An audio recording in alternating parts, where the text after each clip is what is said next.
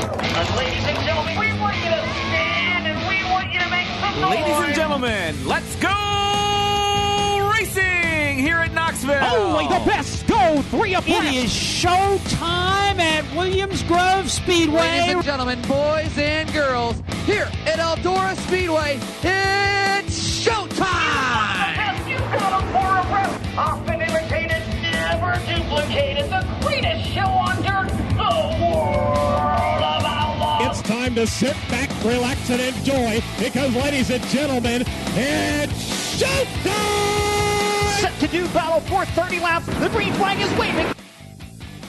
Swing Nation, the podcast, presented by Drydene, by DRF Racing Oils, and by Hercules Tires. We are so glad you joined us. Talking sprint car racing, Erin, Evernham, and Steve Post, zooming our way through life. And Erin, bless your hearts, you're in. You're still down there in sunny Florida, right?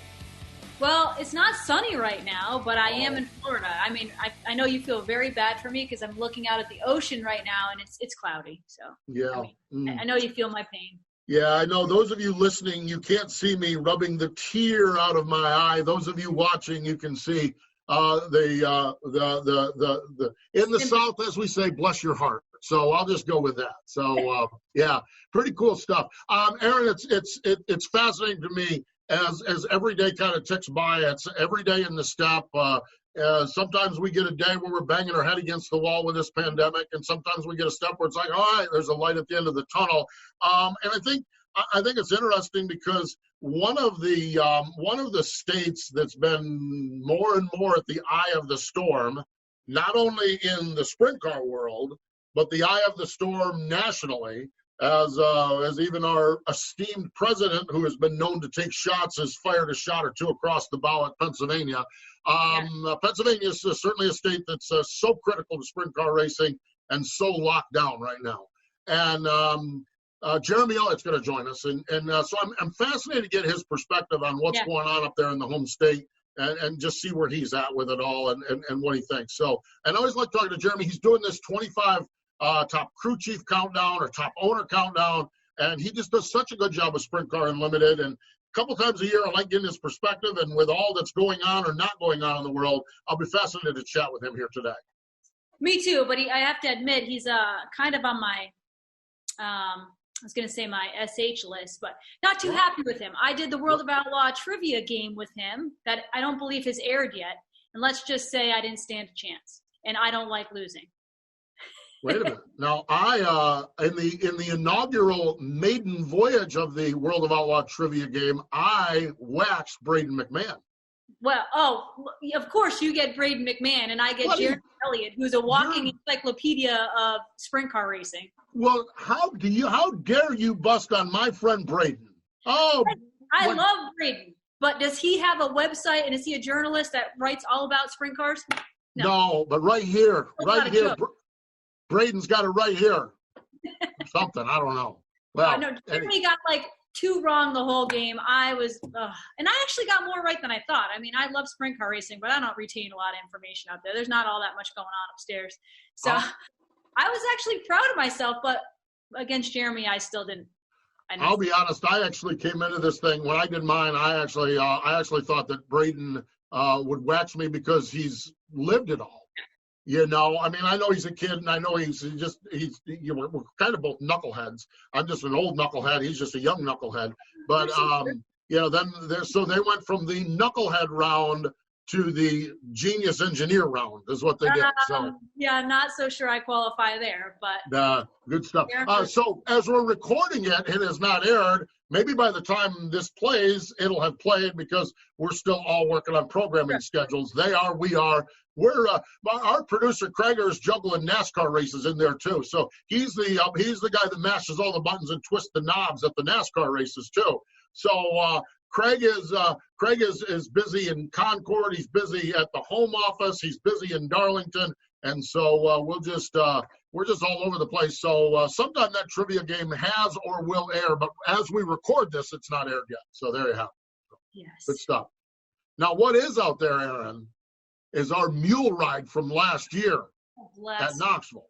That's on YouTube, okay? And it's Hebner Racing Products, okay? you've experienced some of the greatest highs in sprint car racing, but none better than when I gave you a ride around the fairgrounds in Marion County in that Hefner Racing Products mule, and dodging Mark Webber, and took out. We almost had it. Yeah, that had not been good if I'd have wiped out one of the Formula One champions. That wouldn't have been good. No, yeah, that was not sure. I'd say it was one of the highlights of my career. I would say it was thrilling. Yeah. A bit scary. Oh, are you kidding me? You were in good hands the whole time. There was never a moment of doubt. I still have neck injury recovery. Well, there you have it. Well, what we're talking about is Hefner Racing Products, and they are the ones that do these mule conversions, okay? The absolute number one pit utility vehicle in sprint car and midget racing is a custom mule conversion from HRP. They start with a solid platform, dependable, good-looking Kawasaki mule, and from there, they customize and build each to customer specification, and there is a lot of options available, Erin.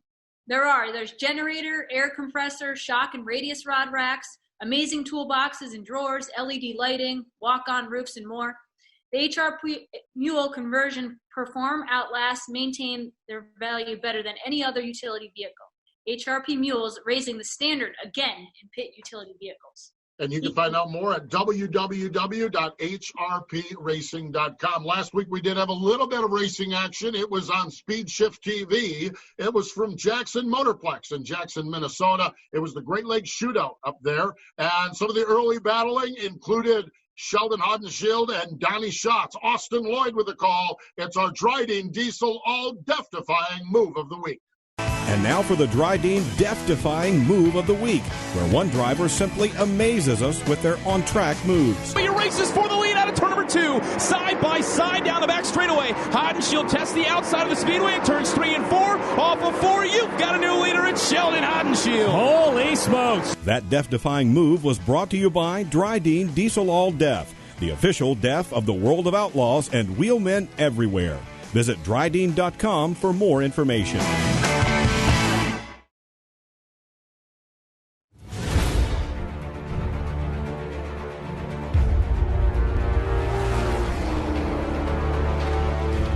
Pride.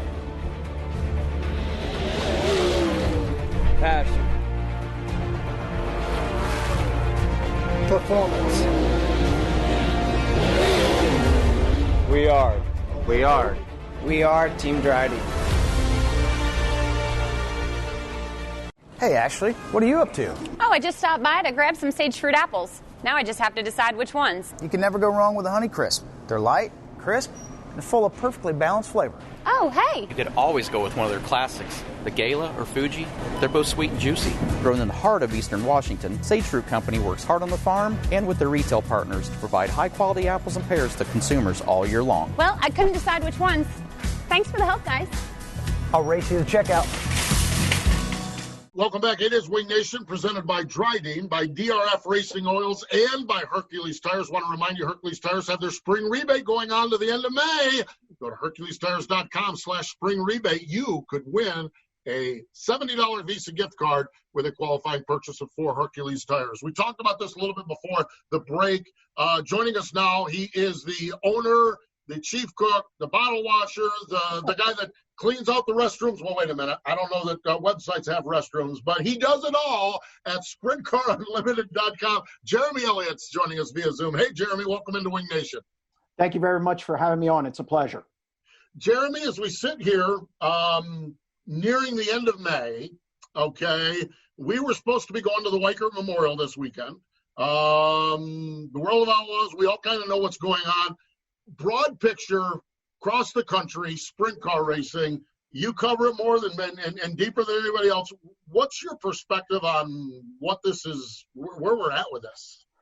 Well, I don't know where we're at with it. And I know I get a lot of calls about this, you know, when are we opening, especially in central PA because you're so close to New York. That obviously throws an extra little crink in it a little bit. I mean, obviously we saw a race in Texas. We're seeing races in the Midwest. Things are starting to open up, and I think that's a positive. So I think we're heading in the right direction. But I do, from a standpoint of just as a journalist, I have some concerns. You know, Texas just they've had the highest cases they've had throughout this whole thing the last 3 or 4 days. So, I just kind of think we need to be careful. I think we need to do it the right way, because I know for me, as a race fan and as a journalist, I would rather be shut down now than the month of money or at the end of the year. And that's my concern, because that's when tracks make their most money. That's when race car drivers make their most money. So that's always a concern. But I just think we're in a holding pattern, and I think everybody is kind of walking cautiously. Yeah, those are all solid points. And before we go any further, I do need to mention that I still have a bone to pick with you about this World of Outlaws trivia that we did. That hasn't aired yet with the World of Outlaws, but did you pay him for that, or pay him to not air it? Yeah. Yeah. I might consider that. But in all seriousness, the World of Outlaws have gotten creative doing things like trivia. And with our show, we've done these Zoom calls, and with your website, you've had to get creative too, haven't you? I mean, there's no cars on track, so you got to find a way to get people to come check out your site. Absolutely. And one of the things I decided to do is bring something back I did a long time ago when I was at Penn Live, which is the lists, any kind of list. Like we did the top 25 crew chiefs. I don't think they get enough love. And actually, Tyler Swank, who I talk to pretty frequently, came up with the idea, and I kind of ran with it. And then right now we're in the top 25 owners since 1985, and we just did number 5 yesterday. So it's just got to be creative. You got to be different. You got to be up on the news, but you got to have projects and things that you can project out through days so you can have content every day. And that's one of the big things I've been trying to do, is just generate as much content as possible every day. I mean, I purchased the Ohio Dirt Track podcast because I think Ohio's a hotbed, and those guys do a good job. So I went to them and we worked out a deal. So they're on the platform as well now. And it's just about generating as much content and interesting content as you can. Boy, you're right about that. You absolutely right. Okay, so you do these lists, okay, and you've been known for doing them, okay. How many people do you hack off with these lists? Well, people get mad. Yeah, I've had some crew chiefs who were mad that they weren't on the top 25 since 1990, and you know what? It's difficult. Like, I know for the owners, I think I had 35, 40 names, and I had to whittle it down to 25, and then you got to rank them. So it's just, you just got to have a set criteria, stick to that criteria, and then it gets to splitting hairs. And yeah, I've had some people question me about it. I just got an email a few minutes ago. Somebody didn't agree with number 5 on my owner's list. They thought he should have been higher. And I'm like, well, wait till you see the other 4. No, he shouldn't have been higher. So when you come up with these lists, you set a set of criteria. Is it mostly based on statistics, or do you also, I mean, every crew chief there's variables in every situation. So how do you come up with criteria for it? For me, it's you have to go by stats. It's got to be stats based. Now, that being said, innovation is something that Casey Luna made my top 10 in owners. He was the first one to have a Ford motor. He's the one who started that with when he went to his buddy Jack Roush and got that in racing. He scored a lot of points with that where I was concerned. And he ended up, I think, 8th in my owner's list. So people might say, well, he was only around for 10 years. Yeah, but again, he had that innovation. And there's other things too, like how you build the team. I know when I did the crew chief list, you have Carl Kinzer and you have Ricky Warner. Well, one of the things, look at the crew chief tree that came from Carl. That gets factored into that. So you kind of, when you get to your list, you start looking at innovation and the little things behind the scenes to start ranking them. Fascinating stuff. It really, truly is. And you can certainly check that all out at SprintCarUnlimited.com. It is a subscription-based site, and well worth it. If you're a sprint car fan, well worth it. There's rarely a day I don't go on there and find out what's going on as far as sprint car racing goes. Jeremy, we had Mark Smith on our podcast earlier this week, okay? Of course, Mach 1 chassis, Sunbury, Pennsylvania, but Mark just has said, to heck with it all, Keystone State. I am done. He's put everything, 410s, 360s, the kids, the wife, the crew chief, He's moved to Mississippi where he can race. Okay, I lay all of that out because Marcus just said, see you later, Keystone State. We'll see you later, Pennsylvania, whenever you open up, because he can't even build chassis with the stay at home, the work orders. He can't even do that. What's going on? Where, you're a journalist first and foremost, so you got to cover this. You're not the sprint car fan beating on the chest and saying these tracks should open and to heck with Governor Wolf. What's your take on where you guys are at up there in Pennsylvania? I've written about this a lot lately, and yeah, I've ruffled some feathers with it, but tracks all have different ties to the state. You have Swift, you have Workman's Comp, you have all these little nuances that fans don't think of. Fans are emotional about it, and I get that. You don't like being told what you can do, what you can't do, so on and so forth. But some of these tracks can't just throw caution to the wind and open because you're tied into the state. Look, we all know Port Royal gets grants. I mean, so that all comes into play, and you don't really want to bite the hand that feeds you, so to speak, not to be too cliche, but that's what it comes down to.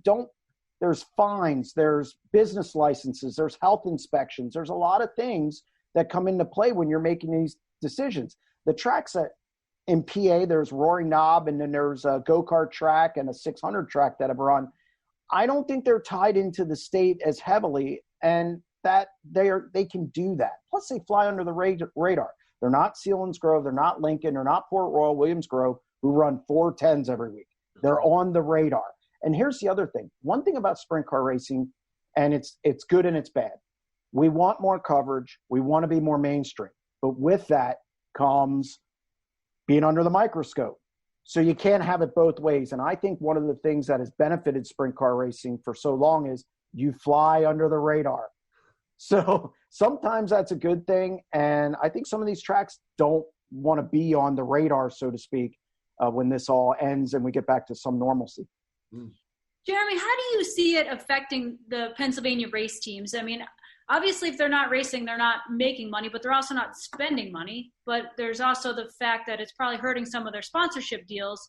Yep. Other teams in the country are traveling to race. How do you see it affecting the sprint car teams long term? That's a great question, and I think it's going to be an individual basis or an individual team basis. I think Fred Raymer, I talked to him recently, and he's okay. I've talked to some other teams, and maybe not as good. They're worried about sponsorship. Look, I don't think we've seen how this is going to play out yet. Is PRI even going to happen in December? I know that's so far out, but we just don't know. I've talked to some parts manufacturers. It's so tough to answer. I think some teams are benefiting. Let's say like an Alan Crimes maybe, who doesn't have a lot of motors, who can maybe stock up. I don't know his work situation, however.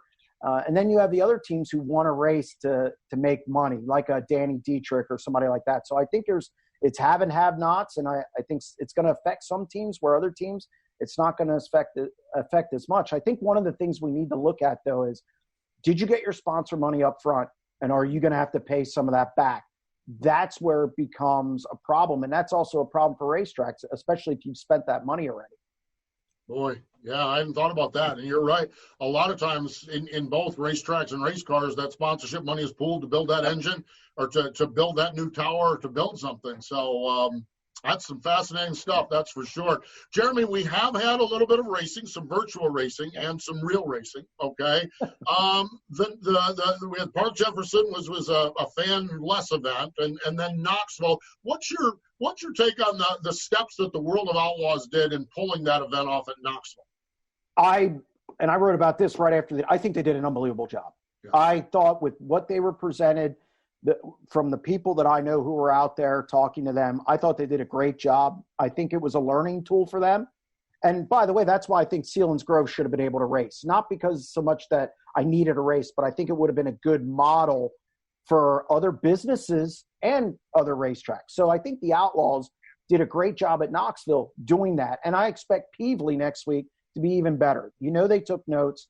I think they did a great job with the whole microphone thing, how they got around stuff. I just think they did a fabulous job. And the best part is the streaming work. You got in right away. There was no delays, no problems. I just think the Outlaws did a great job, and they should be at the forefront of doing this stuff. And I thought it was well thought out. I think they had a plan. I think they executed it. And I think they're the leader right now. I would agree. Well, Steve mentioned iRacing. What is your take on the virtual racing? It got some exposure for Williams Grove and some of the Pennsylvania teams. But what is your take? Everyone seems pretty opinionated one way or another on virtual racing. I think it has its place. Do I think it's real racing? No. If you talk to Donnie Schatz, he can't even make it out of the pit area at Charlotte. And we all know how he does at Charlotte. So he wins a lot. So, I think it is what it is. And I think when people criticize it, what do you want? What do you expect? I guess my expectations were lower. I think it was a good diversion. I thought it was especially good for sponsorship. If you're trying to save that sponsorship, I think it was a positive there. And I think it has its place. And I'm okay with that. I'm not those guys can't drive a real race. I don't care about that. I just think that's overblown, complaining for no reason. There's two guys up in your neck of the woods that I really like the way they did iRacing. And they're two guys that are not your name brand drivers, okay? Robbie Kendall. We've actually had Robbie Kendall on the show because of his iRacing success. And Robbie's a solid racer at Lincoln. But then Brett Michalski is only in his second or third racing down at Lincoln and going to step it out. I almost see that iRacing to them was a pretty neat opportunity to kind of put their name on the map, which their name would likely not be on the map as much as it was during this pandemic. Is that a fair statement? I think that's accurate. That's 100% fair. I think when you people were watching that. They had nothing else to watch. Race fans were going to watch, CBS Sports. They were going to watch Dirt Vision over it. They were going to watch Fox or FS1 over it. So I think that was good to get their names out there. And by the way, I think people make a mistake, or these drivers and teams make a mistake not doing it. It's a way to sell more apparel. It's a way to get your name out there. Look, the iRacing community isn't necessarily at racetracks. I think one hand could wash the other on that. I think you could get those people into the racetrack. I think you could sell apparel. I think they would like it. I think they definitely could mesh better than what they do. People just need to put down the ego, the complaining and all that. It's not that big a deal, especially when you consider what's going on in the world. Yeah, boy, that's true. Yeah, absolutely. Jeremy, I have a serious question for you. Do you know when the World of Outlaws went to 410 cubic inch? You're killing me. 1985. Okay. So you know it. This is going back to this trivia game that World of Outlaws have done a trivia game. Okay. The only one he got wrong, so I have to rub it in. Oh, there we go. Don't worry, I got it wrong too.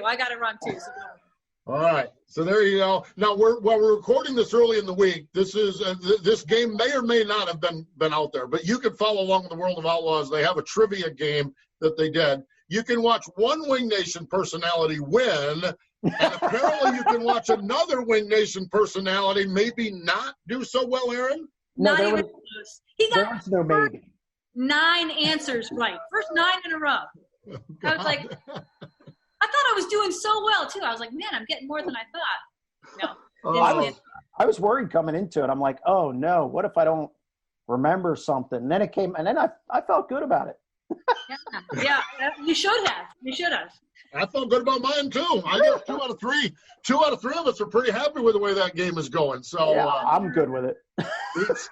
Neat stuff. Jeremy, Sprint Car Unlimited. Give us the sales pitch on that. Why do people need to make sure they keep subscribing to your website? We just produce content every day. We have opinionated columns. We have race results. We have features. The lists obviously have been pretty popular. We're just doing a lot of different things. And you know what? I'm taking some things that I'm learning through this shutdown that I'm going to keep doing even after we open up, because I think it's interesting. I think you got to evolve. So there's a lot of things on there. I think last year we had like 450 posts. 500 posts, something like that. And we're going to have way more than that this year. Video, you name it, we have it. And if you want breaking news, that's something that I pride myself on. And just trying to produce the best possible platform to get sprint car information out there, to promote the sport, and to just try and give it a journalistic feel. For sure. Well done also on the Brad Sweet interview. What Jeremy did is he zoomed in with Brad Sweet after the win at Jackson. Yeah. And while we didn't have a Victory Lane interview, you had a good 6-7 minutes of Brad Sweet stuff. So this Zoom technology is something we're all kind of playing around with, and I know you are as well. And I'm sure that, that's that great content that you had there this past weekend. Yeah, and I appreciate it. And that's something, I might do, like if I'm at Port Royal covering a race and I get home late at night, I might zoom in with the winner in California, get them on just to add something new, some more flavor. And, it's only $45 a year. It's $30 for 6 months. And then it's $18 for 3 months. We dropped our prices a little bit. And I think it's a pretty good deal. And we're just going to keep plugging along and producing as much content as possible. And I'll correct one thing you said. You think it's a good deal. I know it's a good deal, folks. So give it a shot and check it out. Jeremy, we appreciate the time. Thanks for joining us here today. Hey, it's always an honor to be on the show. Call me anytime.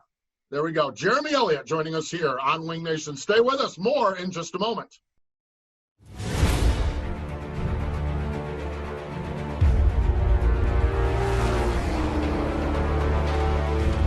Pride. Passion. Performance. We are Team Drydene.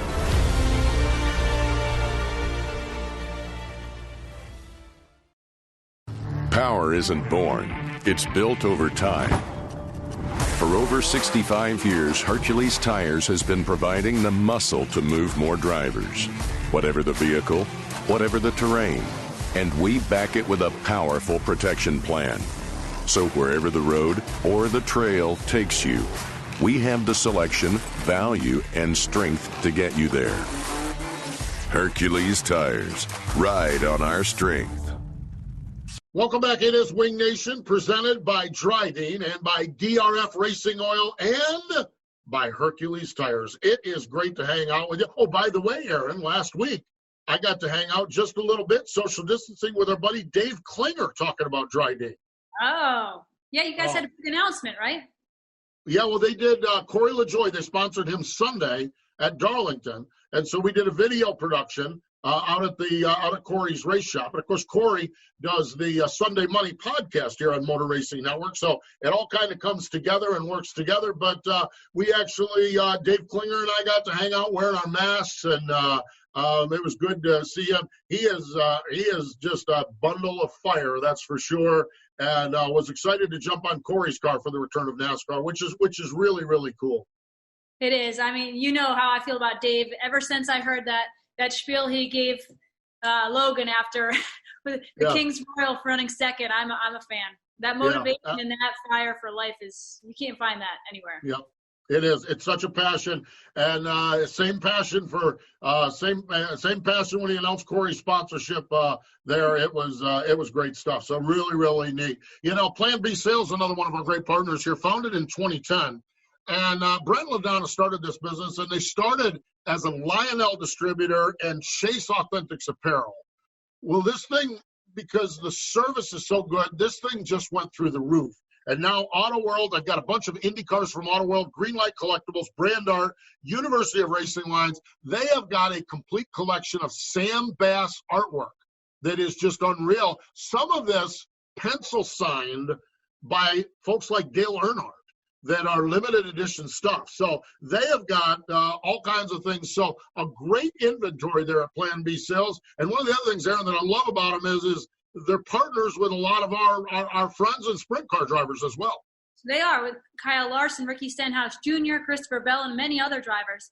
And right now you can use a promo code MRN for free shipping on orders over $20. www.planbsales.com. All right, so as is everything in the sprint car world and the rest of the world, everything is all in pencil, okay? But the World of Outlaws have announced their plans going forward this weekend, Friday and Saturday night. It is Federated Auto Parts in Peevely. Now, there's a cowboy up racetrack for you. Oh, that's one of my favorites. Yeah, that is cool. So they're going to run Friday and Saturday. Dirt Vision will have this. The following weekend, Labor Day weekend, Lake Ozark Speedway in Eldon, Missouri for a pair of shows. So Missouri, one of the states that's opening up. Those ones are confirmed and good to go, and they are working limited seating. Okay, so I don't know what the story is with tickets, but there may be. You can go to World of Outlaws website for tickets for those. Okay, Friday, June 5th, River City Speedway, and Saturday, June 6th, Granite City Speedway in Minnesota. They're in pencil. Right now they're pending, waiting to see what happens. And that's pending even the race happening and pending crowds, depending on the state regulation. And then coming up on Friday, June 12th and 3rd, they return to Knoxville. Now that's a concrete date, but they're still working through potential limited grandstands. So that's what they have. Boy, these steps, man, they're elbows up working hard to get this done and get it done right. That's for sure. They are, and that's the way they have to do it. And like we've talked about today, we talked about on Tuesday, it's kind of painful, but we're headed in the right direction. Yeah, when I see the steps the World of Outlaws done, and when I walked through the steps that NASCAR did, getting back up and running earlier this week at Darlington, I'm telling you, it's a pain in the neck. I mean, I'm just complete honesty. But it's necessary, especially when you're the leaders in your respective categories, to do each of those steps. And it really is important. And I think the thing, going to NASCAR, which I was far closer involved with the Motor Racing Network and broadcasting the race down there, every upcoming state was watching. Many had people there. And virtually all of the sports leagues were watching, and some of the sports leagues were there. So if you're going to lead, you got to make sure you got it buttoned up, and the World of Outlaws leading the sprint car world have certainly buttoned this thing up really, really well, as NASCAR has done in the sports world, let alone the racing world. So it's just fascinating times. It really, truly is. And just glad we're seeing races. Glad we're seeing race cars on the racetrack. Glad we're seeing Fords on the racetrack because they have such a strong and rich tradition dating back to 1896, when Henry Ford on his quadricycle reached a whopping speed of 20 miles per hour. 1901, he beat Alexander Winton in a 10-lap match race. That later was the funding. He also, Barney Oldfield drove in one form. That was the funding that started Ford Motor Company. So I am telling you, this is a company that racing came first, then car manufacturing came second. It is a rich tradition, Erin. It is, and they're involved in nearly every form of motorsport, sports cars, NASCAR, drag racing, and they've been in sprint cars and they're back in sprint cars. So neat stuff. Yeah, actually, Jeremy Elliott talked about Casey Luna and bringing the Ford into sprint car racing, part of their rich history and rich tradition, and a rich tradition that dates back to 1901, and a rich tradition that goes all the way back to Sunday, when Kevin Harvick drove a Ford to the win in NASCAR's return race at Darlington. So we love it. We love our friends at Ford Performance, and we appreciate their partnerships. Let's see, coming up this weekend, we've got, this one, Erin, this is must-see TV on MAV TV. Sheldon Haudenschild going to join us from his race shop with helmets in his background, and he'll tell us about some of the helmets. It's pretty cool stuff. That's neat. I love that family. I always have, and I can't wait to watch. Going to be fun, that's for sure. You can follow along with us on social media. We're on Twitter, we're on Facebook, and we are on our YouTube channel with all the great interviews we've done over the years. Some great interviews on there. So if you're looking to binge watch sprint car racing, go to our YouTube channel and just punch in a name. And we've likely chatted with that person, sometimes multiple times. And again, coming up on Saturday on Wing Nation, presented by Sage Fruit, it is Sheldon Haudenschild. Erin, bless your heart. Take care of yourself down there in the Florida weather. I hope you survive being down there in Florida. Well, I'll try my best. It's really difficult with the beach and the pool and whatnot, but I'll try.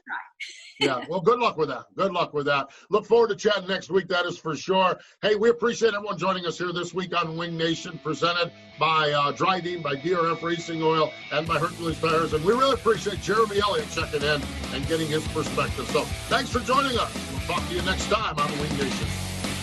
This has been the Wing Nation Podcast. Find Wing Nation on wingnation.com, Facebook, YouTube, or your favorite podcast provider. The Wing Nation Podcast is a production of the Motor Racing Network. All rights reserved.